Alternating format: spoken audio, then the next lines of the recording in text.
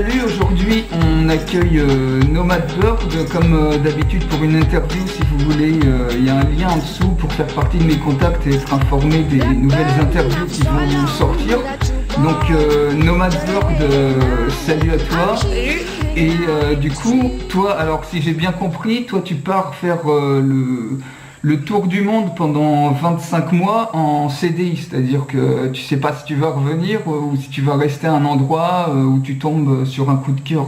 Est-ce que c'est ça un peu ou pas? Ouais, c'est un peu ça. Le but, c'est d'aller vraiment sur tous les continents, de découvrir les pays assez longtemps pour vraiment comprendre comment on y vit. Et puis pourquoi pas, si j'ai une opportunité de travail ou peut-être même de monter ma boîte, de rester dans le pays qui me convient et où je me sentirai bien. J'ai pas de retour ouais. obligatoire. Alors qu'est-ce qui se passe si par exemple au bout de 3 mois par exemple tu trouves une opportunité où tu te sens bien? Est-ce que tu te dis bah non je lâche cette opportunité et je continue mon tour du monde quitte à la rater après? Ou est-ce que tu tentes le truc parce que ça sera un petit coup de cœur? Me connaissant, je pense que je continuerai quand même mon voyage, ouais. Ok. Je vais avoir du mal au bout de 3 mois, c'est quand même très court par rapport à ce que j'ai prévu à la base. Ouais. Peut-être qu'au bout de, en effet, 8 mois ou un an, ça sera différent. Mais 3 mois, je serai sur la montée et Ouais. ça va être dur de m'arrêter. Ouais, et du coup, on peut se demander, ça c'est pour faire tomber un peu les peurs que certains gens, les idées et les croyances qu'ils ont. Alors, comment tu finances tout ça du coup? Bah, j'ai financé par rapport à mes économies personnelles. Et puis je vais travailler sur place, alors pas dans tous les pays, mais par exemple en Australie ou en Nouvelle-Zélande, ce sont des pays où il faut quand même un budget conséquent. Donc je me dis que je trouverai du boulot quand je serai là-bas. Et du coup, oui, parce qu'il y a certains pays, du coup, c'est pas forcément facile d'avoir des visas de travail. Donc Non. ça serait un petit peu comment? Ça serait via des associations, des échanges de services. Toi, tu fais un service en contrepartie, tu as un hébergement, c'est un Bah, petit peu il y ça a pas l'idée mal, ou... ouais, il y a pas mal de jeunes que j'avais rencontrés lors de mes voyages précédents, qui travaillaient par exemple dans un bar ou dans une guest house, et Ouais. qui pendant 15 jours et qui en contrepartie étaient nourris, logés et blanchis. Et ça leur permettait de mettre de côté pour les semaines à venir. Et c'était Hmm. un bon échange. Après, administrativement, honnêtement, je sais pas, je me suis pas penchée sur la question, mais je pense que c'est pas forcément très officiel, très cadré. Ouais. Oui, Et ce qui après, me ça dérange dépend pas, vraiment hein, des ouais. pays. Ouais. Ouais, ça dépend des pays. Je pense qu'en Australie, c'est peut-être différent. Ouais. Et du coup, on peut se dire, bah, si tu pars comme ça en CDI, comme ça, à durée indéterminée, comment tu t'y es pris, par exemple, tu t'es dit, bah, je lâche tout mon appart, je lâche tous mes meubles et tout, mais d'après ce que je comprends, t'es en coloc, donc la question, c'est peut-être pas posée pour toi de lâcher tes meubles et tout ça et de les revendre ou de les mettre en garde-meubles. Bah, T'as fait... en fait, je suis pas en coloc, j'ai sous-loué mon appartement tout simplement à mon meilleur ami. Et puis si jamais voilà, je me sous-loue pendant un an, histoire de prendre un petit peu la température la première année. Et si jamais ça se passe bien, ben, je le lâcherai complètement et je vais résilier mon bail. Et si jamais j'ai envie de rentrer au bout d'un an, ça me permet quand même d'avoir un filet de sécurité Ouais. et de me dire je reviens, j'ai mon appart, j'ai mes meubles et je suis pas à la rue. Ouais, parce qu'il y en a beaucoup du coup qui se lancent pas forcément, ils se disent bah merde, si je rends tout mon appart, tous mes meubles, je les vends et puis qu'au bout de 2 mois ça le Ouais, fait pas et que je reviens, bah je suis un petit peu comme un con quoi, je me retrouve ouais, non, sans rien, donc ouais, donc toi t'as prévu ce truc-là pour pouvoir ouais. rentrer éventuellement. Ok, et du coup, bah quand t'étais... c'est quand le moment comme ça, enfin, ça se fait souvent en une seconde où tu prends conscience, tu prends une décision, admettons, je sais pas, par exemple, tu es en France, tu es salarié, tu as une bonne situation, et il y a un moment, il y a un déclic, tu te dis, non, il faut que je parte, je Ouais. plaque tout. Alors, est-ce que tu te rappelles, toi, de ce moment? C'était quand exactement? C'est une question qu'on m'a beaucoup posée. En fait, l'histoire est assez simple. Il y a un peu plus d'un an, je devais partir en backpack avec mon meilleur ami, qui malheureusement n'a pas pu. Et je me suis retrouvée avec mon billet d'avion en me demandant qu'est-ce que je fais, je voyage seule, je voyage pas seule. Bon, finalement, j'y suis allée. Ça m'a complètement bouleversée. J'avais jamais voyagé seule de ma vie, encore moins en Asie, et encore moins en sac à dos. Et je suis revenue en me disant, il faut absolument que je parte, il faut absolument que je parte. Et puis on m'a quand même conseillé, bon, t'es parti un mois, reviens un petit peu, repars après, et fais un test, et puis prends ta décision un peu plus tard en ayant vécu un peu plus de voyages solo. Et je suis repartie au Vietnam en me posant la question pendant un mois, ce qui m'a d'ailleurs un peu pourri mon voyage. Ouais. Et au final, l'évidence, elle s'est faite au moment du retour, où je voulais pas rentrer tout simplement, parce que j'avais rencontré des gens extraordinaires, parce que j'ai vu des choses magnifiques, et parce que tu es juste absolument libre quand tu voyages dans ces conditions, et tu bouges à peu près où tu veux, comme tu veux. Et, euh, Ouais. et le retour à Paris a été assez difficile, et le déclic, la décision s'est prise là en tout cas.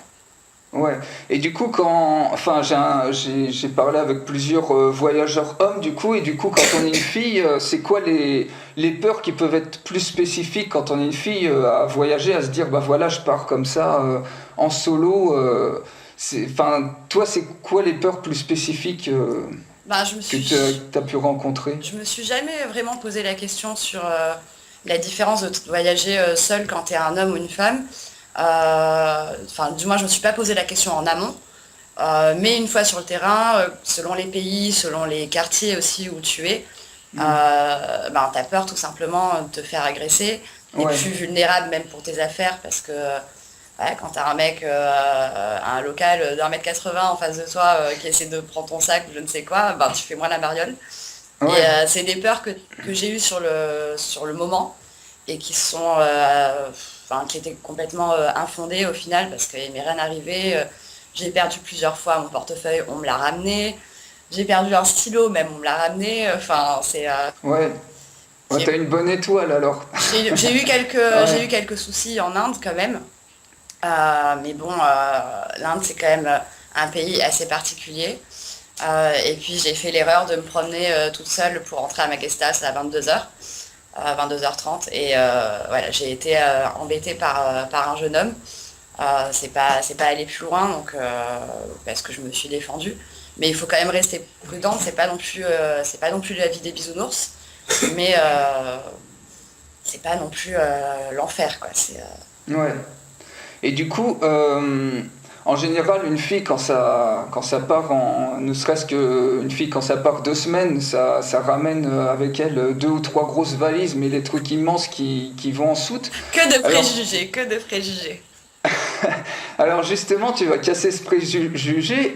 Comment tu t'y es pris, comment tu t'es auto-éduqué, comment tu as réussi à te faire violence pour faire tenir toutes tes fringues, toutes tes affaires dans un sac à dos dont je ne sais pas déjà la taille de ton sac à dos et Ah, mais comment tu c'est as une fait grande pour tout histoire cette taille de compacter. sac à dos, c'est une grande Ah histoire. ouais, ouais, j'imagine. En fait, les premières fois où je suis partie pendant un mois, bon, j'avais mon 60 litres, c'était pas très très grave.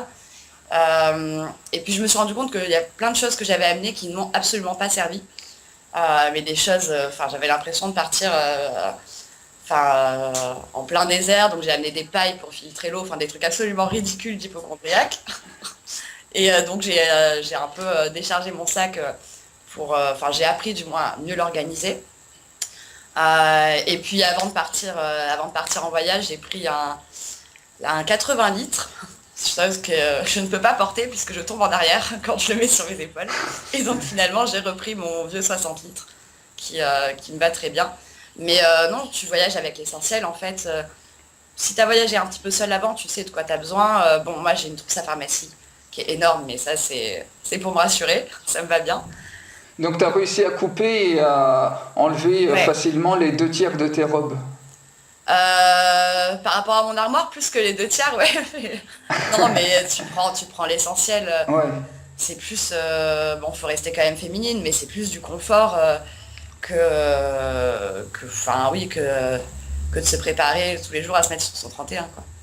Ouais. Puis après, bah, tu peux éventuellement racheter des fringues Ouais, sur place si tu arrives à des endroits où il bah, faut un gros blouson, où c'est l'hiver. exactement. C'est ce que j'ai appris aussi, c'est que dans mes premiers voyages, je savais pas du tout comment ça se passe en Asie, et j'ai appris qu'en fait, c'est partout pareil, quoi. Tu trouves tout. T'as des pharmacies, t'as des supermarchés.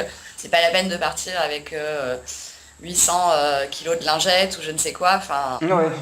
donc ouais, ça tu l'apprends sur le tas, quoi. Mais Et du coup, ouais, par rapport à ton départ et tout ça, comment ton entourage, ils ont réagi? Enfin, est-ce qu'il y en a qui ont dit, mais t'es complètement folle, tu pars, t'as une bonne situation et tout ça. Est-ce que t'as eu peur à un moment enfin, je sais pas, d'être jugé par les autres de ta décision? Et comment t'as fait justement pour gérer tout ça, pour avoir la force de concrétiser ton voyage finalement?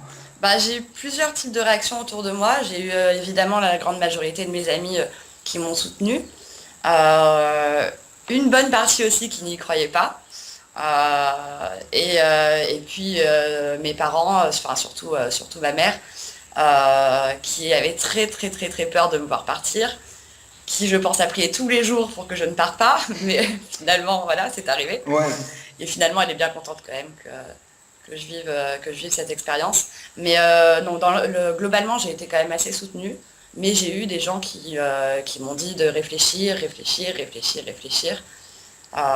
Bon, bah, j'ai réfléchi, mais la décision était la même. Ouais, forcément, la voix du cœur, ça va toujours. Ouais.